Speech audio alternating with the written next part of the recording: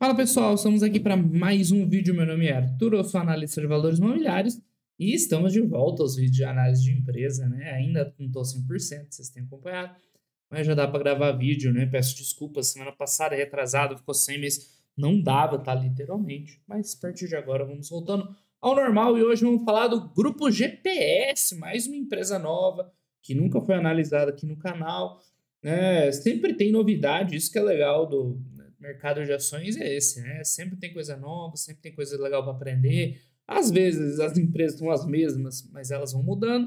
Às vezes aparece empresa nova também, tá? Que é o caso aqui do GPS, né? Você vê, não é uma empresa tão antiga, desculpa, tão nova assim, mas, né, tá listada aí no mercado nos últimos 2 anos só, tá? E ela tem uns números legais, a gente vai vendo aos poucos aqui, tá? Mas só para introduzir, ela trabalha com soluções. Se você ler isso aqui, você meio que vai ficar muito abstrato para entender o que ela faz, né? Atua com soluções de facility, segurança, logística, engenharia de utilidade, serviços industriais, alimentação. Aqui não dá para entender bem, né, o que ela faz, se ela oferece serviços, se ela terceiriza, tá? Mas a gente já explica em mais detalhes, ok? Então, é uma empresa padrão, novo mercado, tem tag along, bonitinho, free float é ok, tem aí um majoritário relevante, mas não é, né, controlador com mais de 50% da empresa. Uma empresa com um tamanho legal já, 10 bi de market cap, não é pouco, é um valor interessante para uma empresa assim nova, né? Que mais? Depois a gente vê lá os indicadores, quando vê os números, o que tem de bom aqui, tal, fontes de receita aqui no caso, eles, né, segmento por região.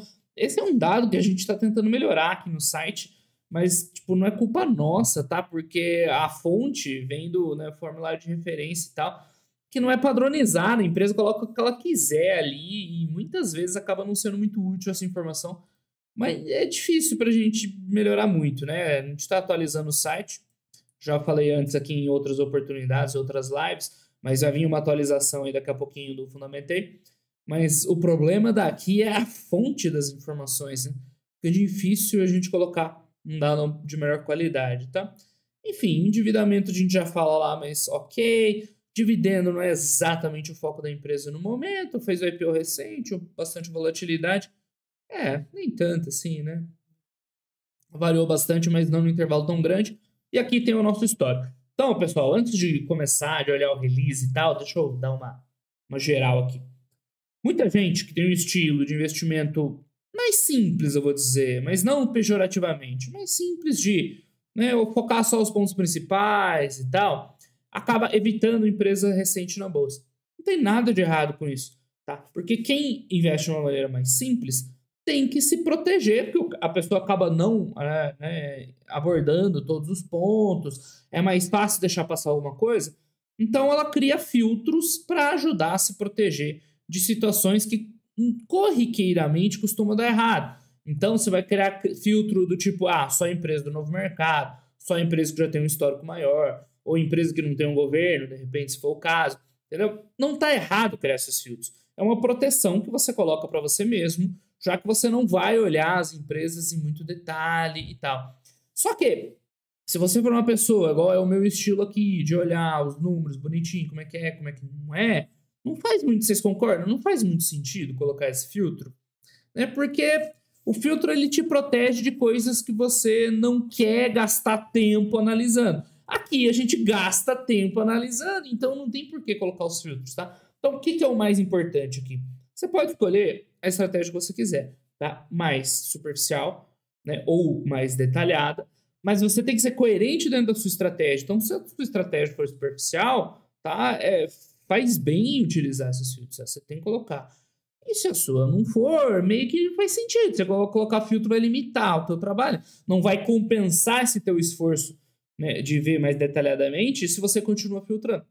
Tá? Então, o que não pode acontecer, primeiro, é você não ser coerente com a sua estratégia, e segundo, é ficar aqui discutindo, um falando uma coisa, outro, investir em IPO é besteira, outro, você que é burro, não sei o que lá, e essa é uma discussão que não vai a lugar nenhum. Então não tem espaço para esse tipo de discussão. Quem quiser, né, ser mais restritivo, vai ser mais restritivo, quem não quiser, não vai, mas não faz sentido ficar discutindo laranja versus banana, né? Coisas totalmente distintas. Ok, está bem explicado, entendido isso aqui, que vale para trocentas outras situações? Voltando agora aqui, a gente não tem um histórico muito grande, tá? Esses dados pré-IPO aqui, assim, né? Nem tem muito porquê. Às vezes a empresa tem um histórico grande pré-IPO, até dá para olhar, para ver o que aconteceu e tal. Mas aqui você vê que a empresa mudou totalmente, né? Ela cresceu muito mais, você vê que o patrimônio líquido foi lá em cima com a IPO, entrou muita grana, a receita cresceu muito de lá para cá. Então é outra coisa. Se você se prender ao passado aqui, você vai, né, estar preso à análise de uma empresa que não existe mais, tá? Então aqui tem que se fazer uma análise feed forward, né, do que está acontecendo e está para vir e dar menos importância para o histórico. De novo, tem muita gente que dá muita importância para o histórico para investir. Não necessariamente errado. Eu não gosto muito dessa abordagem, mas não necessariamente errado. Agora, não quer dizer que quem vai usar a abordagem que a gente usa aqui está errado, entendeu? Vocês têm que aprender a respeitar quem trabalha diferente, ok? Então, os números a gente vê são bons. Uma característica marcante é a margem baixa. Eu já vou explicar para vocês por que isso acontece, tá? O retorno do seu capital ele é bom também por característica intrínseca do negócio da empresa. Vocês já vão entender o porquê disso aqui também, tá?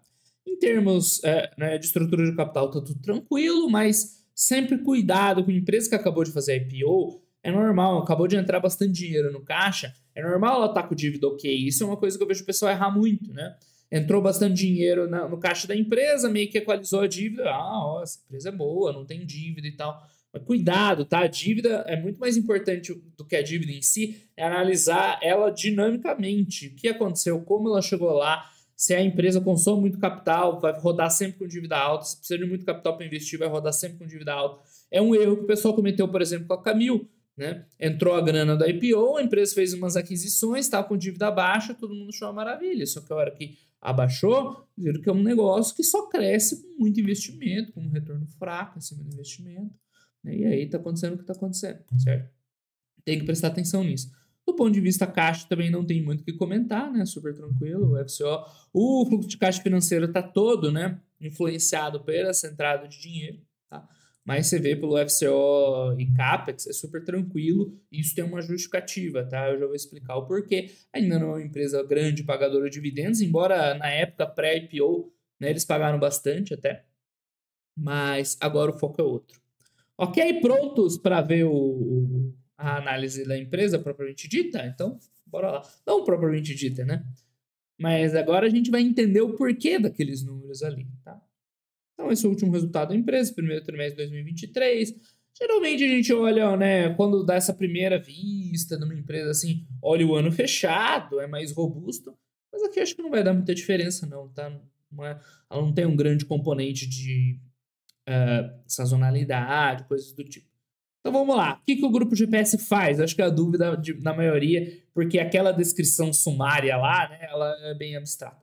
O grupo GPS é líder no setor de serviços terceirizados. Então a gente já tem mais informação, aqueles mesmos termos ali, facility, segurança, logística, indoor, utilidades, field marketing. Fui até procurar o que é field marketing.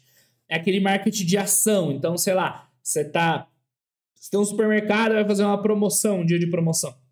Aí você contrata uma galera para ficar panfletando lá, sei lá, numa praça que é ali no teu bairro tem muito movimento, com a roupa lá do mercado. Aí vamos supor que teu mercado tem um bichinho lá, tem um cachorro na marca. Aí você põe um cara lá vestido de cachorro, fazendo umas baianadas. Não, baianada é preconceituoso, desculpa, né? Uma baguncinha. Vai ter, sei lá, distribuindo panfleto, distribuindo brinde, né? Um cara lá com o microfone chamando atenção. Isso é uma ação de field marketing. Então, olha só, tudo que eles oferecem aqui, ó, né, são serviços basicamente de mão de obra. Ou seja, eles têm lá um grupo de colaboradores, tá? E aí, se eu tenho, por exemplo, esse supermercado, quero fazer uma ação dessa, eu contrato o GPS. O GPS chega com a turminha lá, vai pegar as minhas camisas, os meus panfletos, a minha marca, e chega com a turminha e faz o evento. Ou, eu preciso de segurança. Não, a gente destaca aqui uma galera para fazer a tua segurança, né, predial. Fala, eu preciso de, sei lá, um serviço de limpeza. Não, então contrata aqui comigo, eu vou providenciar a equipe de limpeza, tudo mais. Ou outro serviço industrial qualquer, ou outra coisa aí, logística, alimentação. Então, que eles terceirizam, né? Na verdade, eles são, né, os terceirizados. Mas o que a empresa terceiriza contratando o GPS? Basicamente pessoas, tá?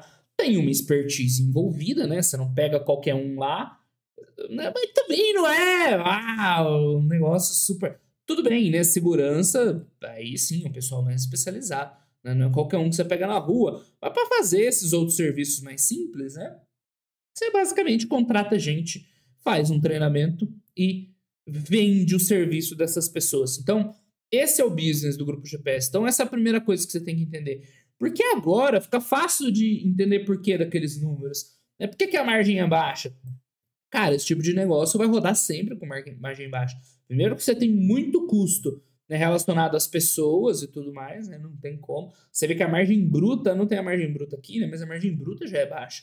É porque o custo ele é muito alto, ela é intensiva em mão de obra. Então é um custo pesado, tá? Por mais que no Brasil seja um país de mão de obra barata, mas ainda é muito caro você pagar pessoas. É muito diferente de um outro serviço, de uma outra mercadoria. Você consegue embutir valor ali, né? Em pessoas não tem como. Você tem que pagar o cara em última instância. E o serviço que ele está oferecendo não é aquele serviço que você tira uma margem boa em cima, tá? Então a empresa vai rodar com margem baixa pela natureza do serviço. E por que o ROI é alto? É porque ela não tem muito patrimônio, não tem grandes valores ali investidos de propriedades e equipamentos, né? O feijão com arroz da empresa ali é mão de obra, são pessoas. Então, ela vai ter ROIs altos e margem baixa, tá? Agora, isso é uma vantagem? Ah, ela tem um ROI alto. Não, por quê? Qual que é a ideia do ROI alto ser vantajoso? ROI, que é qualquer indicador desse. Que o retorno do seu investimento, né, seja alto, ou seja, essa empresa, quando for crescer e tal, o que ela vai fazer? Né? Ela reemprega, ela gira muito capital reinvestindo e obtém um crescimento através dos retornos elevados. Mas não é o caso aqui, ela não consegue assim chegar, beleza, vamos dobrar de tamanho para o mês que vem. Ela consegue do ponto de vista de patrimônio, ela não precisa investir muito patrimônio, é contratar pessoas, né? Ela vai ter que investir mais em contratar pessoas. O problema é que o gargalo tá lá na ponta, tá na hora de oferecer o serviço. Então ela não consegue oferecer o dobro de serviço de um mês para o outro, tá? Então, cuidado com esse ROI alto em empresas que não conseguem fazer o ROI girar. Esse é um outro erro comum de análise, né? O cara vê o indicador C com o ROI muito alto e fala, não, esse negócio aqui é perfeito. Só que a empresa não consegue botar esse ROI para trabalhar, para girar, para entregar crescimento em cima disso, tá? Então, cuidado com essa interpretação. Mas, enfim, os números são o que são. Acaba que, no final das contas, o patrimônio dela tem muito intangível de aquisições que a gente vai ver. Então, ela consegue entregar crescimento com base em aquisições, de forma inorgânica, né? E aí, sim, você tem, né? Você poderia separar esse ROI em duas vertentes, né? O ROI próprio do reinvestimento do negócio e esse retorno que vem de aquisições, que parece legal. A gente está vendo um CAPEX, né, bem coberto pela FCO, ainda sobra muita grana com tranquilidade, e ao mesmo tempo uma evolução nos resultados. Claro, no momento está meio, né, tumultuado por conta da IPO recente, mas de fato a empresa está entregando, a gente já vai ver aqui nos números, entregando crescimento e tudo mais, tá? Então, voltando aqui, deixa eu tomar aqui um golinho rapidinho. É vitamina C isso aqui, tá? Vamos lá. Antes que venha, né, alguma ideia aí fora do regulamento. Então você vê uma empresa que atende 4 mil clientes, ela tem 140 mil colaboradores. É gente pra burro, tá? Então é isso que eu tava falando. É uma empresa de pessoas lá dentro. Agora, fazendo um paralelo aqui, fazendo vocês pensarem um pouco e exercitar. A Century da vida também é uma empresa de pessoas, né? Que eu falei aqui é a mesma coisa. É uma empresa que oferece serviços, né? No caso ali de consultoria e tal e tal. Mas por que ela é muito diferente de uma Century? O esqueleto é igual. Ela tem um corpo de profissionais e oferece serviço para pessoas, para empresas que precisam. Exatamente a mesma coisa. Agora, se a gente for ver os números numa Century, né, até que a margem não é tão baixa assim, desculpa, não é tão alta assim. Mas se a gente for ver em termos de rentabilidade, você vai ver números muito melhores, assim, muito melhores mesmo. Aí eu pergunto para vocês, onde está a diferença? Por que uma Century entrega muito mais rentabilidade, vamos dizer assim, do que um GPS, né? Pergunta aí para vocês pensarem, para exercitar um pouco a atividade de vocês. Enfim, 60 anos de atuação, processo... tá, ó. Essa aqui é uma dúvida lá no Fundamentei muito comum, tá? Por que a empresa chega e fala que tem 60 anos de atuação e você vai ver aqui, ó, fundação da empresa em 2007, né? De novo, pessoal, esse é um problema da inconsistência dos dados que são oferecidos. Então, o que é muito comum acontecer? O pessoal funda uma empresa, aí depois tem outras modificações, né, empresariais, fusão e não sei o que lá, transforma nisso, transforma naquilo, tal, e vai, às vezes, mudando o CNPJ e tal. Então, esse dado que tem aqui, ó, de fundação de 2007, é do CNPJ que está lá no formulário de referência da CVM, tá? Agora, o fundador lá pode ter fundado, pode não, né? Deve ter fundado a empresa há 60 anos, mas provavelmente era outra, né, outra denominação, era outro CNPJ e tal. Então, no meio do caminho, essas transformações, essa informação vai se perdendo. A gente descobriu isso quando eu estava checando lá com a CSU, que tinha uns dados que não estava batendo. Aí a gente mandou lá para eles. Eles falaram, tá, é verdade, isso aí é um outro CNPJ, que não sei o que lá. Então, o problema com esses dados aqui vai estar na consistência do sistema. Não podemos fazer nada quanto isso. Podemos chegar lá na CVM, na empresa, e falar, ó, atualize isso aí, né? Então, vocês têm sempre que olhar, né? O Fundamentei, ele ajuda muito, porque ele reúne, assim, muitas informações de uma maneira simples de você interpretar, identificar. Só que você não pode ver todos os números ali de forma absoluta, né? Aqui, ó, os dados de 2022, 137 mil empregados, tá batendo certinho, né? Porque ela falou que agora, começo de 23, está com 140, né? Agora, esse dado aqui não bate. E, cara, não tá sobre o nosso controle resolver isso aí, tá? Aí é um problema lá das empresas, da CVM. Então, você tem que sempre fazer essa análise crítica do que você está enxergando aqui, tá? Com certeza, ajuda demais. Agora, você não pode chegar lá e falar, o price earnings aqui tá dando tanto e no site estrangeiro tá dando tanto. Você tem que ir lá e ver por que lá tá dando outro valor, com base em que número estão calculando, com base em qual número está sendo calculado aqui, onde está a diferença, tá? Isso faz parte de uma análise, ok? Voltando lá, bora. Enfim. Então, eles estão falando aqui, né, a vertical inorgânica e orgânica, isso eu já adiantei, mas é bem comum. Então, a gente vê aqui a receita, olha só, eles já estão projetando uma receita na casa de 10 bi, né, para o final do ano, já é mais um pouquinho de crescimento. É muito possível que pós-IPO, pós, né, condições normalizadas, a empresa não vá ter tanto crescimento. Aqui a gente viu um crescimento constante, assim, bem sólido, né? Nos últimos tris, reduziu um pouquinho, né? Então, a experiência que a gente tem é que essas empresas vão acomodar um pouco esse crescimento, né, daqui em diante, a não ser que ela dispare a fazer aquisição. Essa é a grande pergunta no momento. Mas já está projetando uma receita na casa de 10 bi no final do ano. Como eu comentei, não tem muita sazonalidade aqui, né? Então dá para fazer essa análise trimestre a trimestre bonitinho, tá? Sem muito estresse.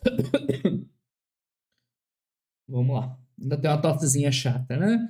Então, EBITDA ajustado, crescendo. Esse EBITDA, tá? O que é receita? Eu falei que dá para ver que tá bem resiliente. O EBITDA, ele é bem curioso, como ele varia, tá? Então, quem quiser estudar a empresa mais a fundo, esse é um ponto que eu olharia com calma, tá? Por que dá tanta diferença? Tipo, com certeza a empresa não teve esse ganho de produtividade, ó, daqui para cá, tá? Subiu aí quanto receita, né? Um quarto, 25%. E dobrou o EBITDA. Isso não é alavancagem operacional, tá? Com certeza não é. Então aqui tá um ponto para vocês irem atrás e ver com um pouco mais de detalhe, porque isso aqui não é muito normal não, tá? Com certeza isso aqui não é muito normal. Vamos lá, margens baixas, tá? Vai ser uma constante aqui, pode ter certeza. Faz parte da natureza do negócio. Então, a geração de valor dela no futuro não vai vir de ganho de margem, tá? Não significativo, pelo menos. Pode ser com trabalho ao longo do tempo, um ganho bem grande de escala e tal, ela vai galgando um ou outro pontinho aqui, mas não vai ser o principal driver aqui dela, tá? De crescimento de resultados, né? De melhora de resultados. Vai vir, porque é aquilo que eu falei. Se ela tem, né, gasto X para oferecer tal serviço, para ela oferecer 2x de serviço, ela vai ter 2x de gasto, né? Ou muito perto disso. Então, não é fácil de ganhar escala. O melhor de ganhar escala é outra coisa, né? Mas de ganhar rentabilidade nesse tipo de negócio. Então, mantivemos ritmo de expansão, é verdade, novos contratos e mais aquisições. Então, aqui mais um pouco sobre o negócio da empresa, 140 mil colaboradores, o time de liderança operacional, os estados, o NPS da empresa.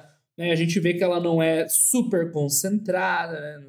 nos clientes, é relativamente diversificado, isso é legal. Aqui, ó, tem mais detalhes, quem ficar na dúvida sobre o que a empresa faz, né?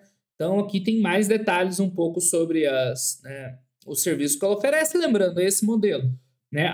Eu tenho uma empresa que eu quero ter, né, segurança patrimonial. Ou seja, né, cuidar lá da minha fábrica, que fica fechada à noite e tudo mais. Aí eu contrato lá o serviço deles, que vai vir com uma equipe de pessoas, vai vir com equipamento lá, mas principalmente pessoas.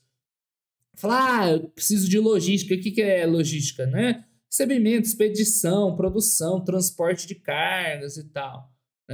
O que é em relação à manutenção? Manutenção industrial, predial, né? Vai lá, trocar lâmpada, trocar as coisas quebradas, ou industrial, né? Mexer ali nos equipamentos, tal, tratamento de água, de esgoto. E em facilities, bem engraçado, né? Pegaram um termo em inglês, né? Facility é tipo indústria, né? Só para variar um pouco.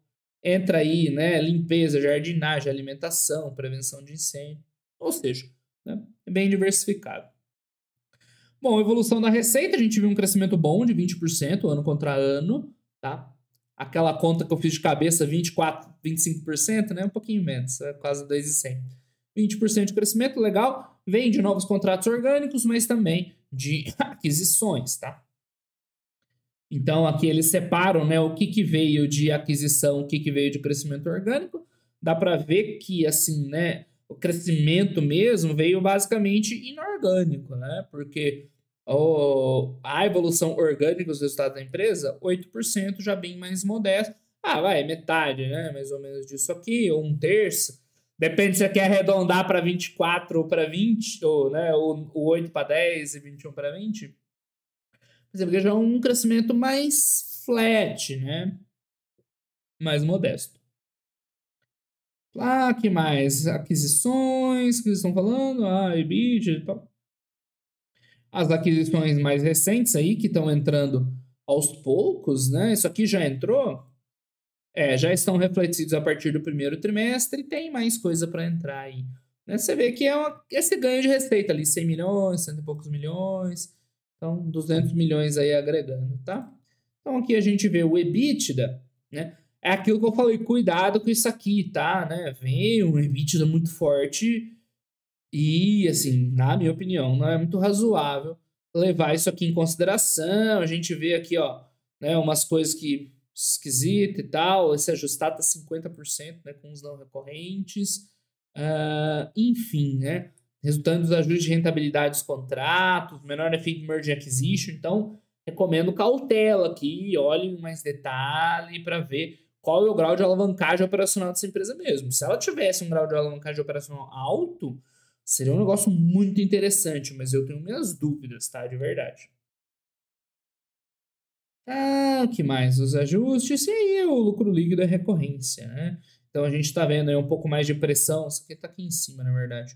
Um pouquinho mais de pressão de resultado financeiro e tal, né? Que é normal, dado o momento que a gente está vivendo, tá?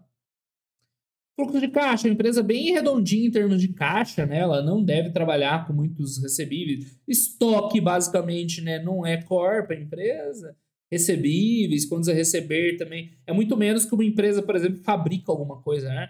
Tem que ter toda uma gestão de estoque, de ciclo de caixa, que parece um ciclo de caixa mais eficiente, né? Então, a geração de caixa ela é bem, né? Guarda correspondência com o resultado contábil, tá? Detalhe que tem um fluxo operacional de caixa forte aqui. Se eu não me engano, entrou ganho de capital de giro. Agora eu não lembro, né? Porque eu estudei para gravar esse vídeo antes de eu ficar doente. Mas enfim, dê uma olhada lá só para ver se não está entrando capital de giro positivo nessa conta, tá? Mas entra o fluxo de caixa. Cuidado que esse fluxo de caixa não está contando com juros, tá? Então, se você for fazer uma análise operacional mais juros da empresa, né, tem que botar de novo os juros aqui, atividade de financiamento irrelevante, e o CAPEX da empresa para essas aquisições, principalmente investimento orgânico, você vê que ficou mais ou menos em linha, né? De março de 2000, desculpa, né? No trimestre, começo do trimestre ao final do trimestre, Lembrando que visão caixa, geralmente você tem a visão anual, tá? Mesmo nessas empresas que não tem essa variação sazonal muito grande de um trimestre para o outro, mas olhar fluxo de caixa num trimestre assim pode te induzir ao erro, né? Mas aqui tá redondinho. Que mais? Tá, amortização de empréstimo, né? A empresa captou dinheiro, tá né, integralizando o capital justamente dessas emissões que a gente fez, né? Na verdade, isso aqui é a opção de compra, tá? É menor. Aqui vem o CAPEX e tudo mais. Sobre a alavancagem, meio que a gente já tinha comentado, entrou bastante grana da IPO, então reduziu a alavancagem de um tempo atrás. Então tem que considerar esse efeito one-off aí. Mas tá pelo que a gente vê aí, né, do acumulado do ano passado e tal, a gente está vendo, né, uma geração de caixa sólida e tal. Então, a princípio não tem muito que se preocupar com endividamento, tá? Mas sempre ficar de olho nessas empresas, que a situação é dinâmica, né, não é estável. A dívida líquida, EBITDA, tem que ver aqui por que dá tanta diferença assim. O EBITDA tá ok, na dívida líquida que tá dando diferença, né? Então deve ter alguma coisa que eles não estão considerando. Ou o que acontece aqui às vezes que a conta não bate é que tem obrigações a pagar, né, por aquisições ainda que não é uma dívida oficial, tá? Por isso que aqui dá um valor um pouquinho maior, né? 700 milhões de dívida líquida e aqui tá dando uns 400, né? Essa é a grande diferença. Esses 300 milhões, tá, que dá de diferença do Fundamentei para cá, é porque isso aqui, tá, pessoal, não é uma dívida oficial. Isso aqui não é dívida, mas é uma obrigação a pagar. Então, as empresas colocam no seu resultado ajustado, e na minha opinião, corretamente, tá? Que ela vai ter que pagar isso aqui ainda pelas aquisições. Então, né, junta no bolo da dívida, que eu acho uma interpretação bem correta, tá? Por isso que dá um dívida líquida EBITDA um pouquinho maior aqui, tá? Mas, de novo, pessoal, isso aí também não tem o que ser feito lá no Fundamentei, porque tem que trabalhar com o conceito de dívida, tá? Por isso que você vê, né, a análise, ela é muito assim é isso que eu falei lá atrás e tal, que a análise, ela tá muito de arte, né? Porque se você for só assim, ó, ver o número seco e tal, você comete um monte de deslize, né? Todos esses que eu tô explicando aqui. Essa questão do endividamento, que tem uma diferencinha. Questão do FCO lá, que tem que dar uma olhadinha com calma. Aquela alavancagem operacional de EBITDA tem que ver com calma também. Então, é por isso que a atividade de análise, ela precisa de um quê a mais, né? Numa capacidade analítica ali do analista. Analítica do analista é confuso, né? Por isso que não é um troço facilmente automatizado, né? Porque senão os robozinhos estavam rachando de ganhar dinheiro aí, não é o caso, né? Enfim, já explicamos sobre dívida. De qualquer forma, o endividamento vem caindo mesmo pós-IPO, o que é legal. Considerações finais, gestão, descentralização. Com certeza, uma empresa dessa tem que ser uma gestão descentralizada. Muita gente para mandar. Já pensou se concentrasse todas as decisões lá em cima? Que zona que ia ser, né? É 140 mil pessoas, né? Então tem que ser um negócio bem feitinho assim. Enfim, infinito, né? Aqui vamos ver se tem o FCO legalzinho pra gente ver. Ó, só rapidinho sobre análise patrimonial aqui, né? Blá, blá, blá, blá, blá. Você viu, ó, bastante intangível, né? Que vem das aquisições. Então, é por isso que o ROI seco, assim, é um indicador muito ruim de analisar, porque quase sempre tem muita nuance em cima, né? Aqui, você vê que tem um valor patrimonial grande de intangível das aquisições. Então, você quer fazer uma análise bem feita do retorno patrimonial dessa empresa, você tem que separar o que é reinvestimento, o que vem de aquisição, o valor patrimonial que está no goodwill, né, no intangível, é bem diferente. E o que eu queria ver mesmo é FCO. Nossa senhora, haja ajuste, hein? Meu Deus, é completo aqui. Mas você vê, é tudo coisinha pequena, tá? Não é que é difícil, é só porque tá mais completo. O que tá grande aqui, né? Eles somam os juros de volta. A gente já explicou aqui, isso depende, tem uma certa discricionalidade, como usar ou não, mas você tem que entender isso aí, eu já tinha chamado a atenção. Tá, questão de descasamento de imposto.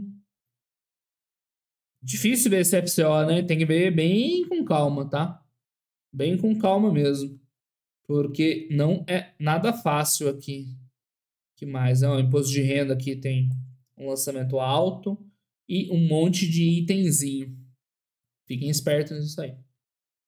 Enfim, tá aí, grupo GPS. Pessoal, o que eu achei, né? Agora, deixando claro que é opinião. Não é mais os números são números, não tem como brigar com eles, ou melhor, né? O pessoal briga com os números aí, né? Problema deles. Opinião. Cara, eu achei uma empresa que parece ser bem gerida, um negocinho legal. Eu também não achei excelente, não, tá? Normalmente a gente busca empresas com outro perfil, né? Não muito intensivas. Eu sei que normalmente a gente fala de intensiva em capital, em CAPEX. Não é o caso aqui. Ela não tem nem imobilizado, nem CAPEX, tá? Mas ela é intensiva em pessoas. E esse intensivo em pessoas, né, tem um pouco dessas características do intensivo em capital. Né? Acaba sobrando menos dinheiro, menos rentabilidade. É um serviço que com certeza não tem muita diferenciação. Então, você contratar GPS para fazer lá aquela ação de marketing ou outra empresa, não vai fazer muita diferença. Então, você consegue extrair pouco valor disso. Tá? Então, mas, uma empresa dessa não serve para longo prazo? Então, não. Tem como uma empresa dessa ter sucesso no longo prazo, mas é o caminho do sucesso é outro, tá? É fazer uma boa gestão, é fazer esse crescimento com aquisições igual a gente está fazendo, né? É ganhar um pouco de escala onde dá para ganhar de escala, né? Na parte administrativa e tudo mais. Então tem sim como uma empresa dessa ter geração de valor sustentável no longo prazo, tá? Mas aí vai de você gostar desse tipo de empresa, né? Dessa forma dela gerar valor ou não, tá? Eu, pessoalmente, prefiro outros negócios, acho mais interessantes. Mas não é um negócio ruim, parece estar legal, parece ser um negócio gerador de caixa, né? Bem administrado. Parece interessante, né? Em termos de valor, uma empresa de 10 bi é um valor grande, né? Mas por isso que eu falei, bom ficar de olho nessa geração de caixa e passar ela limpo, para ver se dá para usar essa geração de caixa assim como um proxy de resultado da empresa mesmo ou não, né? E, enfim, é isso. Eu achei um negócio bom, mas ok, ali ficaria entre 3 e 4. Quer dizer, na verdade, ela é 4. Só que pro meu estilo de empresa, né, não é o estilo de empresa que eu quero ter na minha carteira. Então, né, mesmo sendo boa, para mim, não é muito, né, no meu perfil.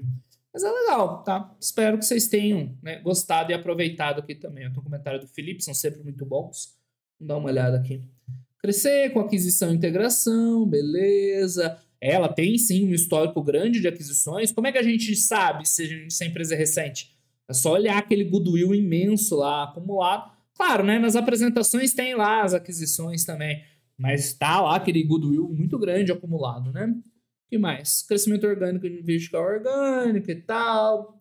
Receita cresceu, crescimento orgânico. Esse crescimento de 14% deve ser EBITDA, talvez, não sei. Pois é, esse é o ponto para prestar atenção, tá? Porque eu achei assim, se isso aqui for resiliente, sustentável e recorrente, aí a visão da empresa começa a mudar, começa a ficar mais interessante, tá? Mas a parte que eu não gostei tanto é isso, eu não vejo na teoria como ela mantém isso aqui durante muito tempo. Deve ter sido algo pontual e tal, minha, né, experiência, mas é um ponto a se observar. Então eu recomendo cautela quanto a esse item aqui. A geração de caixa é robusta, mas é bom olhar aquele FCO direitinho lá também, tá? Outra coisa. Beleza, resultado forte, é verdade. Crescimento muito forte, eu já não sei se eu concordo tanto. É aquilo que a gente falou lá sobre, né, a empresa vindo o fôlego lá da IPO agora parece que vai estar um pouco mais modesto, tá? É isso, muito bom, como sempre. Como é que eu respondi? Vamos ver. Equilibrar as aquisições de geração de caixa, isso é verdade, pelo visto tá sobrando, tá? Mas agora, preparando melhor a live, né? O vídeo, né? Eu tenho essas outras questões para apontar sobre o quanto esse EBIT daqui vai ter esse comportamento e sobre o FCO, tá? E eu só faço uma ressalva que eu não acho o crescimento muito forte. É isso, né? O Felipe, pelo visto, gostou um pouco mais, eu gostei um pouco menos. Faz parte, né? Mas muito bom os comentários dele sempre, tá, pessoal? Dá uma olhada aí. Resultados do primeiro trimestre de 2023. Vamos lá. Crescimento da receita, principalmente devido às aquisições da empresa. Assim, se ela continuar fazendo aquisições que, né, vão permitir ela crescendo e tal, sustentadas ali pela geração de caixa, né? É uma vertical de crescimento interessante também, além daquilo que eu falei, né? Só da empresa ter a gestão bonitinha e tudo mais, né? Ganho de rentabilidade expressiva no EBITDA que deve ser acompanhado de perto, né? Que a gente já explicou bastante. Fora isso, né? Falar de uma maneira geral, que é a primeira análise que a gente faz da empresa, né? Margens da empresa são justas pela natureza do negócio, né? Onde ela deve ganhar mais com o volume, tá? Então, isso é básico, tá? Isso tem que entender, básico. A empresa que ganha no volume, a empresa que ganha na rentabilidade e tal. O que mais? Ponto de vista de geração de caixa, né? Geração de caixa parece sólida, né? Mas dá uma conferida naquele FCO lá. Muito ajustezinho, tem que ver ali com uma lupa, tá? Então parece sólida e capaz de sustentar o CAPEX com tranquilidade, pelo menos nesse nível de aquisições, tá? Claro, isso é uma coisa que... E capacidade. CAPEX de CAPEX é complicado. Isso é uma situação dinâmica. No trimestre seguinte eu compro 4, 5 empresas. Aí já não cabe mais na FCO. Então tem que estar monitorando, né, tempo a tempo. E do ponto de vista de estrutura de capital, né, estrutura de capital tranquila, né, endividamento reduzindo, mesmo após o aporte de recursos do IPO. Acho que tá bom, né? Um bom resuminho. Então, o grupo GPS parece ser muito bem administrado, né? Executando bem o seu negócio, tá? Então, é um negócio com grandes diferenciações. O pessoal usa muito comoditizado como sinônimo, né? Eu não gosto desse termo, tá? Pra mim, melhor não misturar, tá? Nem muita rentabilidade, mas é possível gerar valor no longo prazo com uma gestão bem feita e